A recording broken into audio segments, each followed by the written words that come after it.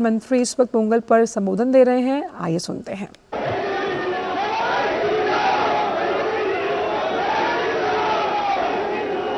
वणक्कम।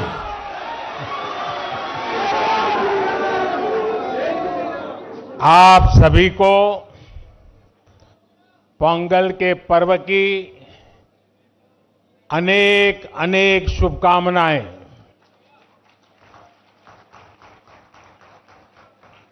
इनिय पोंगल नल्ला अळतुक्कल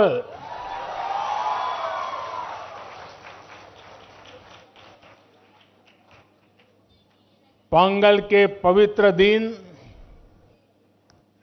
तमिलनाडु के हर घर से पोंगल धारा का प्रवाह होता है। मेरी कामना है उसी तरह आपके जीवन में भी सुख, समृद्धि और संतोष की धारा का प्रवाह निरंतर होता रहे।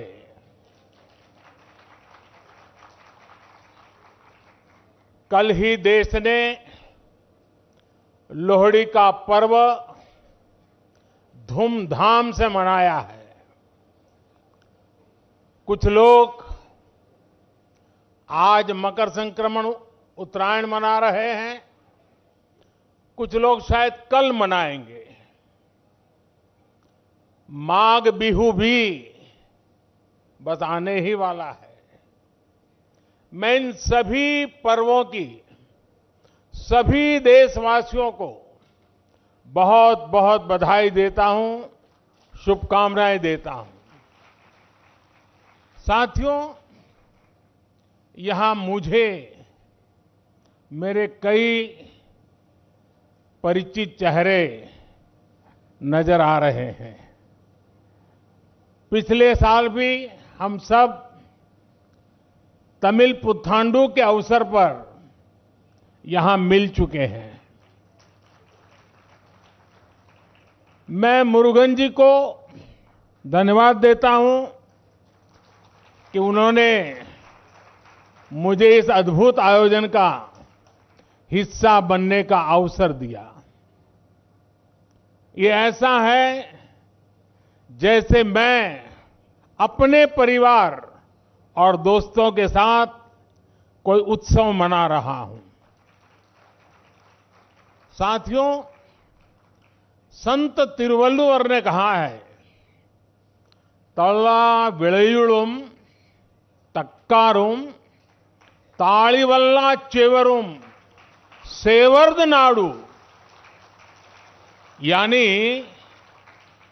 अच्छी फसल, पढ़े लिखे व्यक्ति और ईमानदार व्यापारी, ये तीनों मिलकर राष्ट्र निर्माण करते हैं। तिरुवल्लुवर जी ने पॉलिटिशियन का उल्लेख नहीं किया है।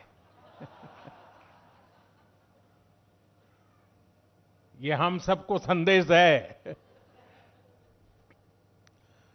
पोंगल पर्व में ताजी फसल को भगवान के चरणों में समर्पित करने की परंपरा है।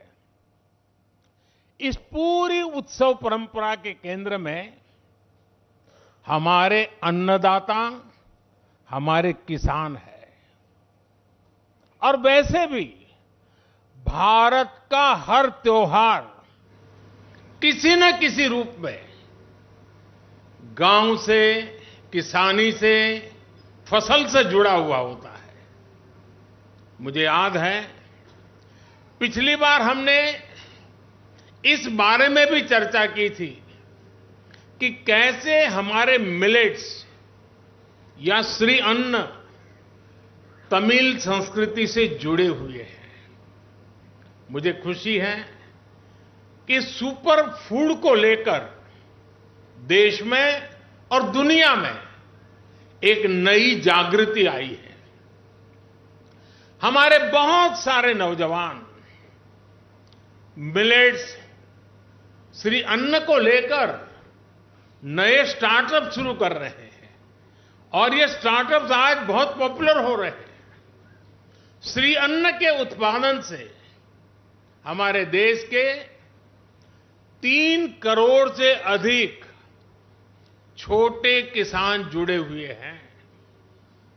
हम श्री अन्न को प्रमोट करते हैं तो सीधे सीधे ये 3 करोड़ किसानों का भला होता है। साथियों, पोंगल के अवसर पर तमिल महिलाएं अपने घर के बाहर कोलम बनाती है। सबसे पहले वो आटे का इस्तेमाल करके जमीन पर कई डॉट्स बनाती है और एक बार जब सारे डॉट्स बन जाते हैं तो हर एक का एक अलग महत्व होता है। ये तस्वीर ही मन लुभाने वाली होती है, लेकिन कोलम का असली रूप तब और वैभवशाली हो जाता है जब ये सभी डॉट्स मिला दिए जाते हैं और बड़ी कलाकृति बनाकर इसमें रंग भरा जाता है। हमारा देश और उसकी विविधता भी कोलम के जैसी है।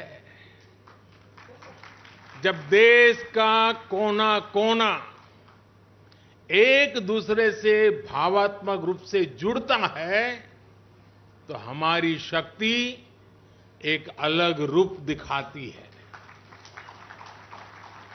पोंगल का पर्व भी एक ऐसा ही पर्व है जो एक भारत श्रेष्ठ भारत की राष्ट्र भावना को दर्शाता है। बीते समय में काशी तमिल संगमम और सौराष्ट्र तमिल संगमम अत्यंत महत्वपूर्ण परंपरा शुरू हुई है और उसमें भी ये भाव प्रकट होता है, ये भावना दिखती है।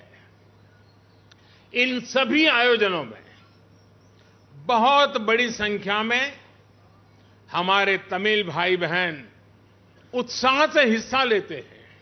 साथियों, एकता की यही भावना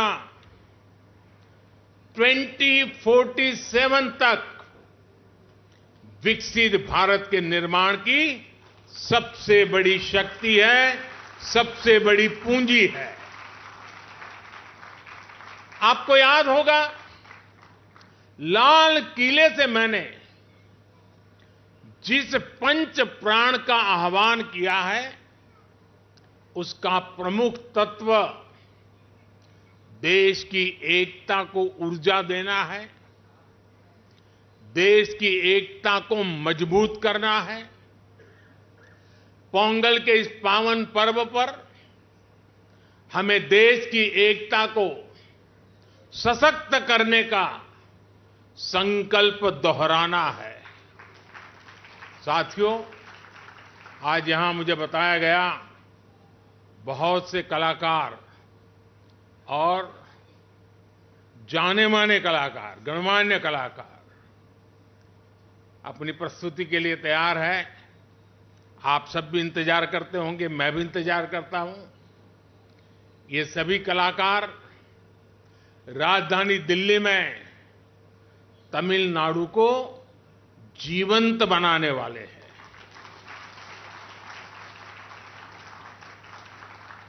कुछ पल हमें तमिल जीने का मौका मिलेगा, ये भी एक सौभाग्य होता है। मेरे इन सभी कलाकारों भी अनेक अनेक शुभकामनाएं हैं। मैं फिर एक बार मुरुगन जी का धन्यवाद करता हूं। वणक्कम।